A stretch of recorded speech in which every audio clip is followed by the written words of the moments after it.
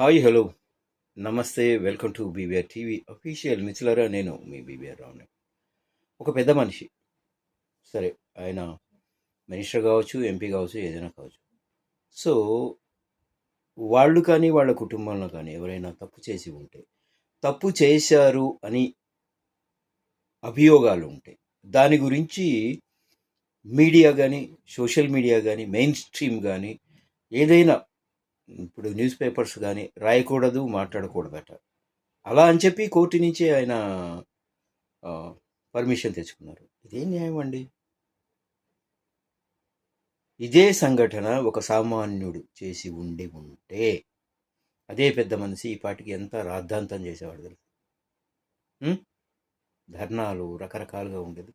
కానీ ఇప్పుడు పరువు ప్రతిష్టకు సంబంధించి ఇవన్నీ ఉండకూడదు, ఆ వీడియోలు తీసేయాలి, ఇవన్నీ తొలగించాలి అని కోర్టు నుంచి ఒకటి. అంటే ఏమిటండి ఇది? ఒకరికో న్యాయం, ఇంకొకరికి న్యాయం. న్యాయం అనేది సమానంగా ఉండాలి కదా అందరికీ. సో కోర్టులో కూడా అండి, కోర్టులు కూడా సమానత్వాన్ని చూపట్లేదు. ఎవరు పెద్దవాళ్ళు ఎవరికి వాళ్ళకే ఈ పార్షియాలిటీ చూపిస్తున్నాయి న్యాయస్థానాలు కూడా. న్యాయస్థానాల గురించి మాట్లాడకూడదు. మాట్లాడితే అదొక నేరం అవుతుంది. ఏంటి, ఎక్కడ సమానత్వం ఉంది? ఎలా మీరు అంత పెద్దవాళ్ళు అయ్యారు? ఎలా ఎంపీలు అయ్యారు? ఎలా మినిస్టర్లు అయ్యారు? ఒక సామాన్యుడు వేసే ఓటే కదా. ఎలా అవుతారు మీరు? అంటే మీ జీవితంలో వీళ్ళంతా భాగస్వాములు అయి ఉన్నారు, మీ ఎదుగుదలలో వీళ్ళంతా భాగస్వాములు అయి ఉన్నారు. మరి మీకో న్యాయం, వాళ్ళకో న్యాయం ఏంటి? ఏమిటి